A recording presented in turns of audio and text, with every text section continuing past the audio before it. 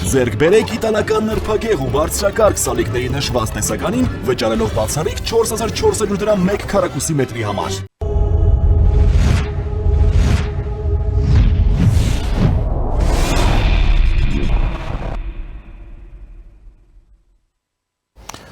Առաջինի եթերը շարունակում է տեսակապով, մեր հյուրն է պատմաբան, մարտական եղբայրություն միաբանության անդամ Հրանտ Տեր Աբրահամյանը։ Բարև ձեզ, պարոն Տեր Աբրահամյան։ Բարև ձեզ։ Պարոն Տեր Աբրահամյան, մենք տեսնում ենք, որ մեր ներհայաստանյան իմ անձնական կարծիքով բավականին խայտարակ դիսկուրսը շարունակում է զարգանալ, հնչում են նոր մեղադրանքներ եկեղեցու առանձին իշխանների նկատմամբ, եկեղեցին փորձում է հակադարձել եւ անում է դա շատ դեպքերում համարյա թե նույն բարապաշարով, որով որ այդ մեղադրանքները հնչեցվում են, ընդհանուր առմամբ ձեր կարծիքով այս ամենը որտեղ է տանում մեր պետությանը եւ եկեղեցուն։ Դա տեսեք երկու շերտ կա այստեղ։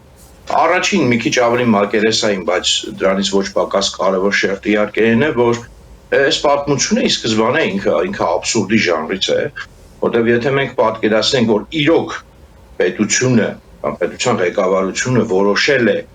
որ հայ առաքելական եկեղեցու հետ կապված խնդիրները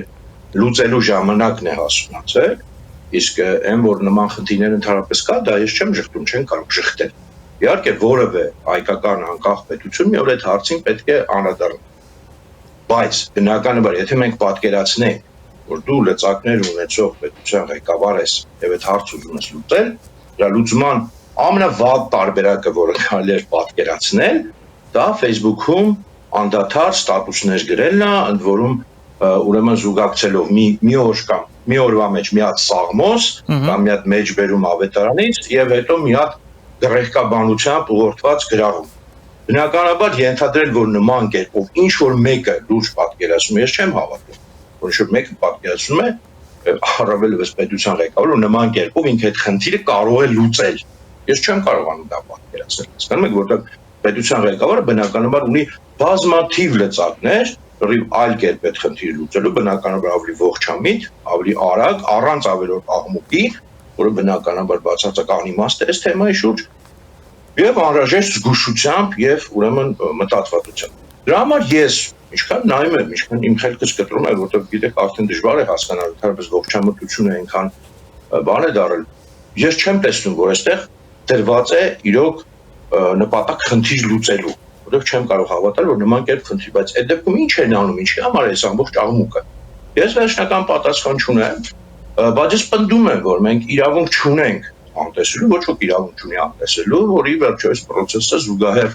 գնում է process,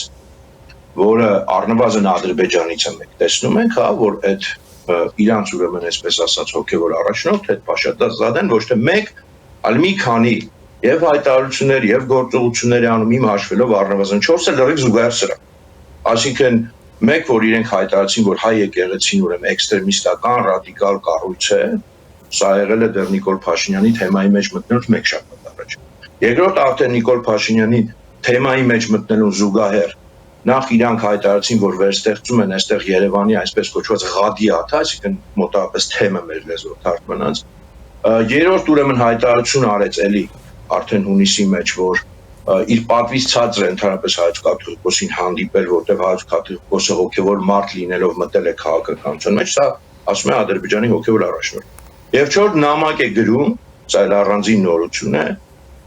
ուրեմն եկեղեցիների համաշխարհային այդ խորհուրդ կա, հա,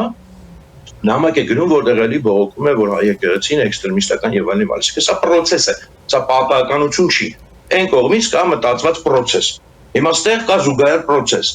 Չի կարող որևէ ողջամիտ մարդ այս հարցի այս հարցադրումից խուսափի։ Այս process-ների մեջ կապ կա, թե չկա, մենք իրավունք չունենք այդ հարցը չտալ։ Եվ կա ընդհանրապես երկու հնարավոր պատասխան։ Մեկը որ այո կապ կա եւ այդ դեպքում Հայաստանի ղեկավարությունը համագործակցում է այս հարցում, ինչ պատճառներով դեռ չենք փորձում բացատրել։ Առնվազն Ադրբեջանի հետ, ինչ եմ շեշտում առնվազն, որտեղ այդ բանը, որը կոչվում է Управление Մուսուլման Կովկազը, այսինքն Կովկասի մահմեդականների վարչություն, դա ոչ միայն Ադրբեջանի մուսուլմանների հողումն է, այլ նաև Հյուսիսային Կովկասի, այսինքն Ռուսաստանի նաև։ Հա, եւ այդ մարդը, որը այդ Փաշազադեն, ինքը ոչ միայն Ադրբեջանին է ենթակա, այլ նաև փաստացի Ռուսաստանին, այդ գործ ունի եւ ընդհանրապես այդ կառույցը ստեղծվել է 44 թվին 1900 Ստալին պապիկի կողմից եւ ըստ էության սովետական ուրեմն հատուկ ծառայությունների շարունակություն է հոգեվորի անվանման։ Հիմա սա էլ մտքին սպահենք։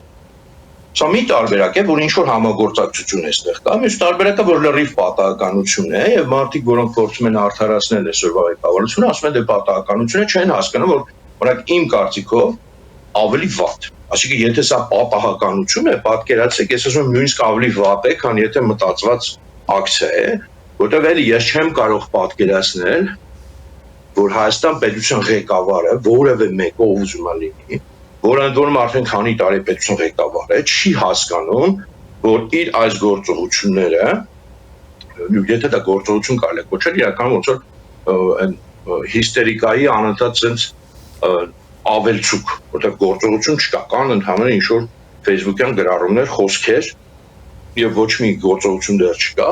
զուգահեռ է ընթանում ուրեմն այս Ադրբեջանից եկողին եւ եթե ինքը դա հաշվի չի առնում, ես չեմ կարող պատկերացնել ոչ թե ղեկավար, չեմ կարող պատկերացնել նման որևէ քաղաքական գործիչ, նույնիսկ չկլասի, որ իր գործողությունները չհամադրի, չասի մի րոպե ես տեղ ինչ եմ անում, այնտեղ ինչ ալնում եւ ասենք Իրան այսպես ասած չհասկանա, որ հիմա գոնե հաստատ պահը չի, այսքան տարի հետ թեման չի բարձրացվել, այդ թեման պետք է շուտ բարձրացվեր իհարկե դեռ հեղափոխության առաջին ընթացքում, երբ որ ժողովրդի լայն աջակցություն կար, իհարկե էլի ոչ այս ձևում, բայց հիմա եթե նա որևէ նա իրեն հարց չի տալիս, չի ասում, որ այստեղ զուգահեռ կա, ուրեմն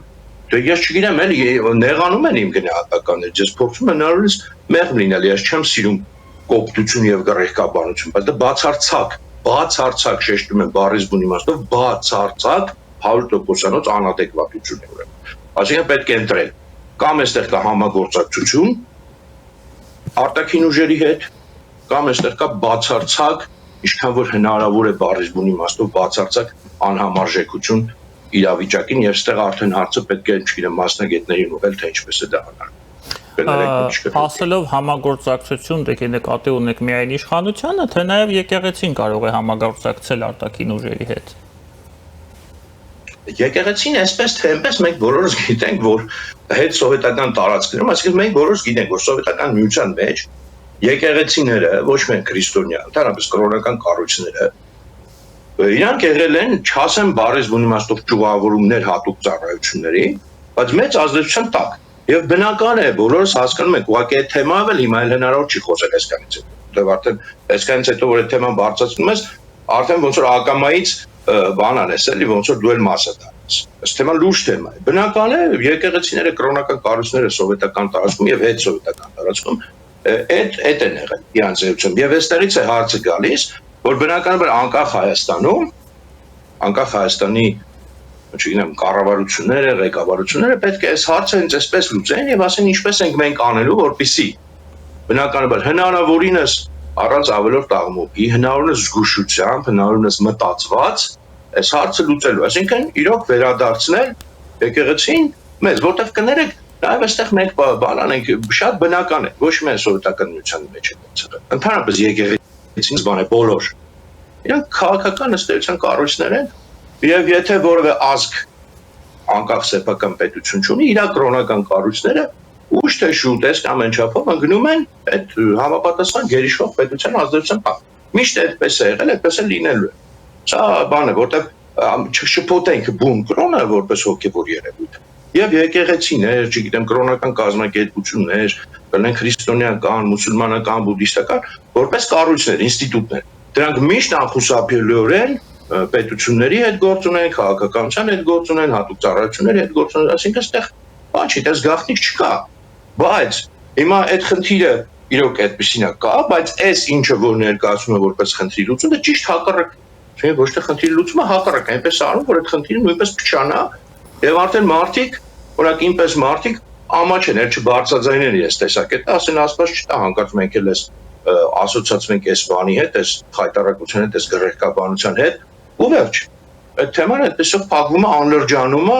իհարկե դա հավերժ չի մի օր այդ խնդիրը կլուծվի, բայց այս բանը դա այդպես։ Դա չասենք հիմա նորություն չի, որ եկեղեցին իհարկե ունի իր մեջ համագործակցողներ օտար տերությունների հետ։ Տեսեք, պարոն Տեր-Աբրահամյան, դուք էլ նշեցիք, որ եկեղեցիները ԽՍՀՄ-ի ամբողջ հետ խորհրդային տարածքում քաղաքականացված են եւ դա երևի թե նորմալ է։ Հիմա Հայաստանի քաղաքականացված են, այլ հենց հատուկ ծառայություններով են, այսպես լցոնված։ Հիմա Հայաստանի Հանրապետությունը այս պահին թիրախ է։ Թիրախ է եւ հիմնականում այս պահին հիբրիդային պատերազմում 44-ից հետո եւ Արցախի հայաթափումից հետո Ադրբեջանի համար, Ռուսաստանի համար եւ Թուրքիայի համար։ Առնվազն ես 3 պետություն գիտեմ, միգուցե նաեւ այլ պետություններ կան։ Արդյոք ժամանակը չի այս պահին, որպեսզի եկեղեցին իր այդ քաղաքականացված զանգվածը, իր քաղաքականացված այդ սեկտորը, սեգմենտը օգտագործի, որպեսզի իշխանության հետ համատեղ, միգուցե ես շատ նաիվ բաներ եմ ասում միամիտ, ես չգիտեմ,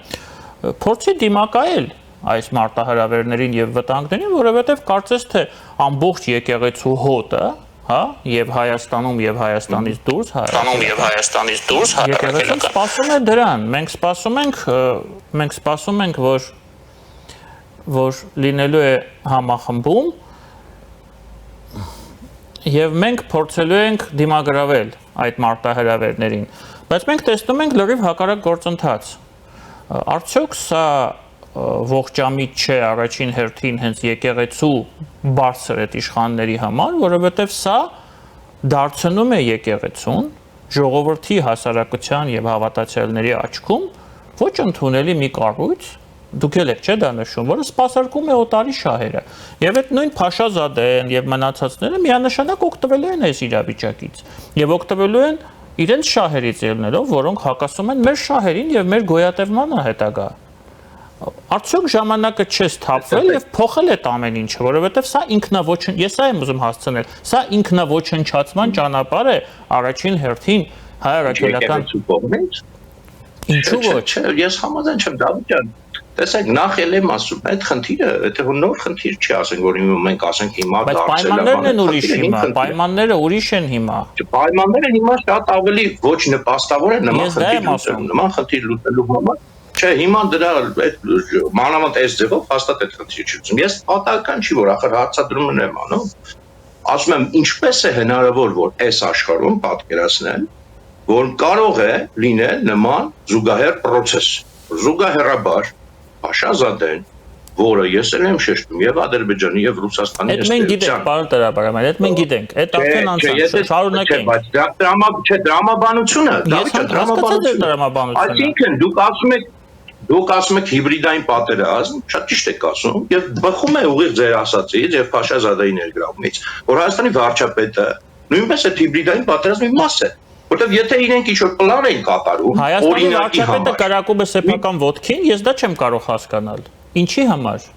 Բայց ով կարող է հասկանալ, չէ, Դավիթ ջան, հասկանալը դա առանձին խնդիր է։ Հասկանալ մենք կարող ենք եւ չհասկանալ ինչպես փորձենք գնել լուծել։ Չէ, Դավիթ ջան, եկեք չվիճենք իրար հետ, թողեք ես խոսքս ավարտեմ, էլի դիսկուսիա չծավալենք, հետո դուք ձեր կարծիքը կասեք։ Ես եմ շեշտում, մենք փաստը պետք է հարցնենք։ Դուք ունեք պատասխան, թե ինչպես է այս աշխարհում դա հնարավոր։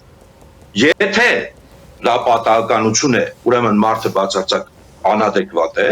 եթե դա պատահականություն, ուրեմն կա համագործակցություն, եթե կա համագործակցություն եւ մենք գիտենք թե ով է Փաշազադան, ուրեմն համագործակցում է Փաշազադեի հետ եւ ուրեմն հիբրիդային պատերազմի մաս է։ Ինչի համար մենք կարող ենք վարկածներ բանել, օրինակի համար, այո, ձեր նշած 3 պետություններ եւ Ադրբեջանին, եւ Ռուսաստանին, եւ Թուրքիային, շատ ձեռնտու է, որ հայ ազգը քաղաքական ազգից նորից վերածվի կրոնական համայնքի, որտեղ եւ Օսմանյան կայսրության մեջ, եւ ռուսական կայսրության մեջ, եւ պարսկական կայսրության մեջ հայ ազգը եղել է որպես կրոնական համայնք, եւ հիմա օրինակ Թուրքիայում ապրող հայերը գրանցված են որպես կրոնական համայնք։ Դա քաղաքական երևույթ չէ։ Եվ միգուցե սա է նպատակը, որտեղ հիբրիդային պատերազմը չէ, նույնպես այս միագից որ մենք նստենք, դες միանգամից հասկանանք, ասենք, այս sense միանշանակ, եթե կայսրությունների խաղերը տենց հեշտ լինեին, խնդրեմ չէր լինի դիմակայել։ Հիբրիդային պատերազմը լինում է բարդ, բազմաշերտ եւ հաճախ արտաքուստ նպատակներ է դնում, որը դու այլ որտեղ միգուցե նպատակը հենց դա է, որ մենք սկսենք բոլորս մեր եկեղեցուն պաշտպանել օրինակ եւ վերածվենք կրոնականացված հասարակության։ Միգուցե նպատակը այլ է, ես չգիտեմ, բայց փաստը նա է, որ եթե մենք ընդունում ենք հիբրիդային պատերազմի վարկածը, մենք չենք կարող անտեսել, որ հիբրիդային պատերազմի մաս է դառնում Հայաստանի ղեկավարությունը։ Եթե զուգահեռ այն ուժին ինքը տանում է նույն այս քարոզը։ Եվ եթե ելեմ մի բան չշտեմ, վերջացնեմ։ Ինչպես ասացի, իրական 0 գործողություն կա, որտեղ բոլոր ցանկացած լուրջ մարդ կարող է հասկանալ, չէ, որ մի ամիս Facebook-ում ստատուս գրելու հաստատ դու եկեղեցու խնդիրը չես լուծի։ Բացառվում է, որ լուծես։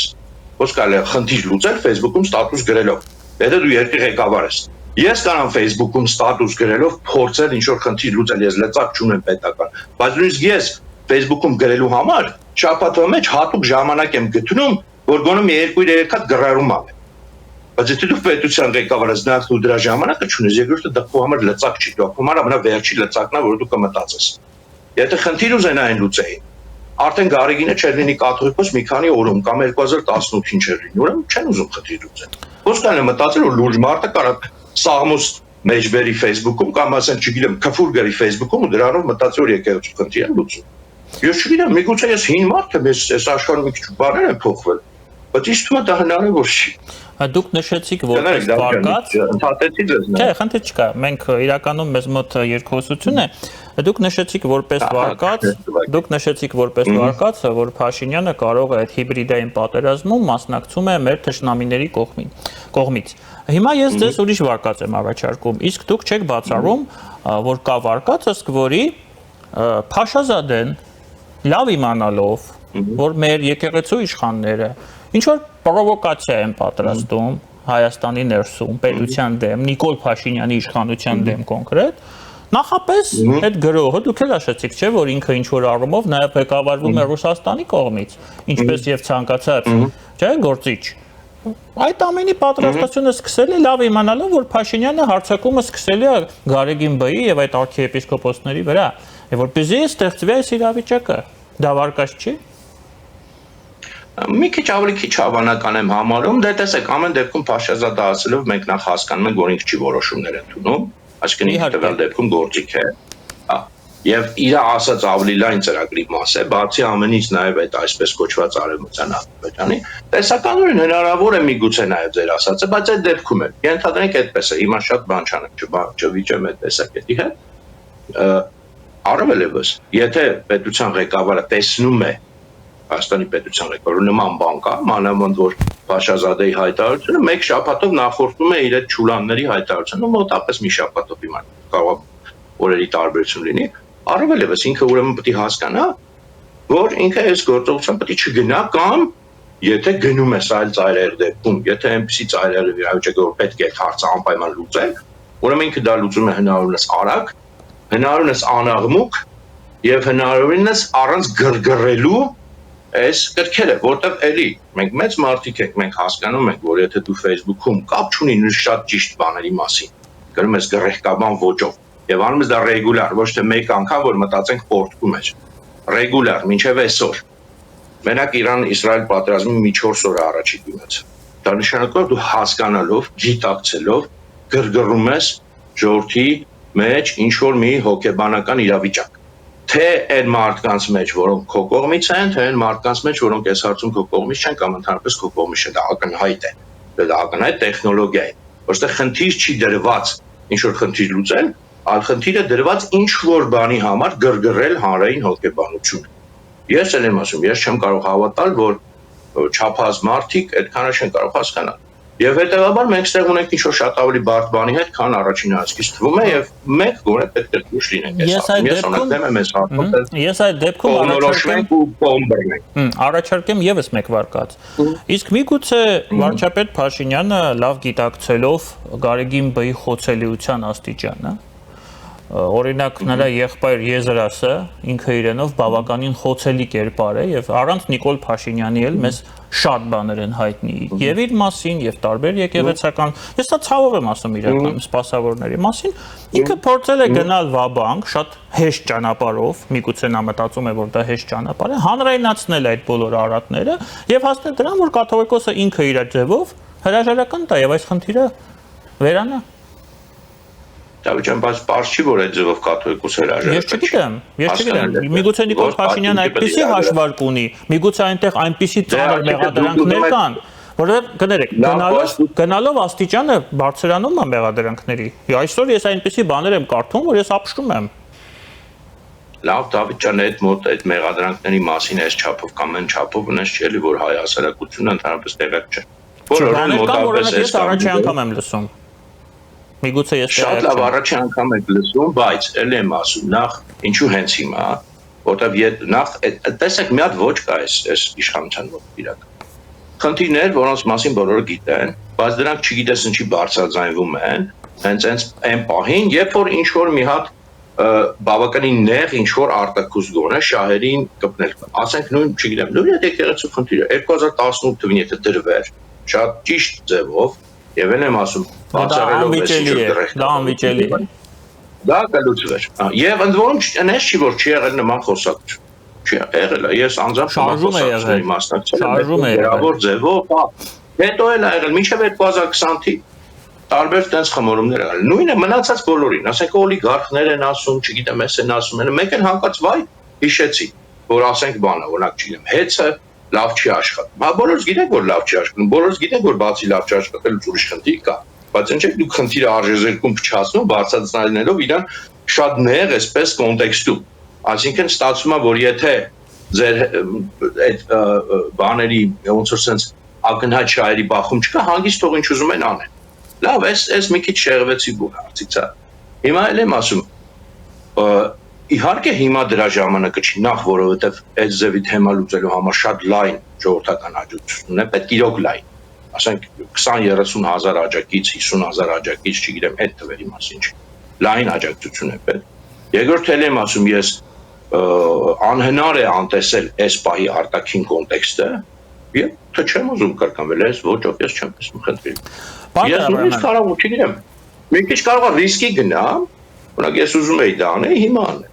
Կարող եմ գրած գալ, որը ով որ հավատում է, որ այս ձևով այս խնդիրը կլուծվի, ասենք օրինակի համար մինչև տարվա վերջ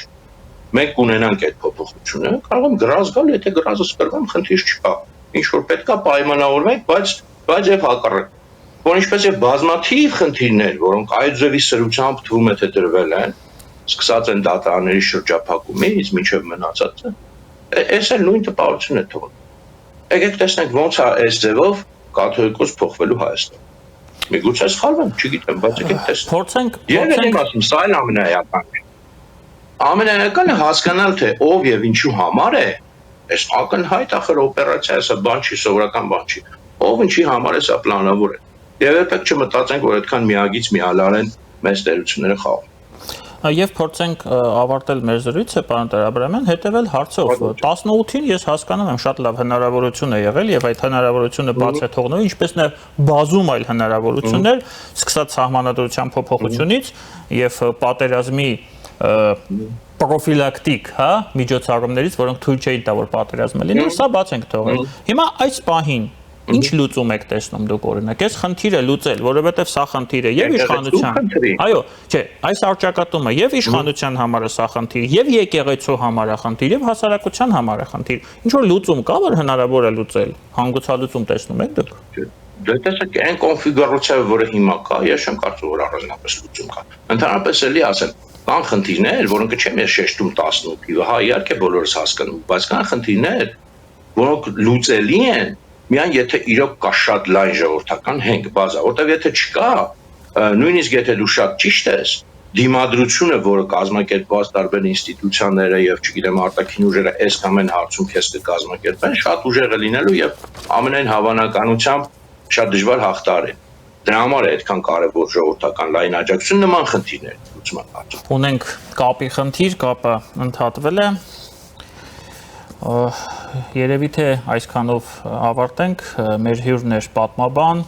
մարտական եղբայրության միաբանության անդամ, նա միացել էր մեզ տեսակապով, Հրանտ Տեր-Աբրահամյանը, քիչ անց մենք կվերադառնանք եւ կշարունակենք մեր աշխատանքը առաջինի եթերում։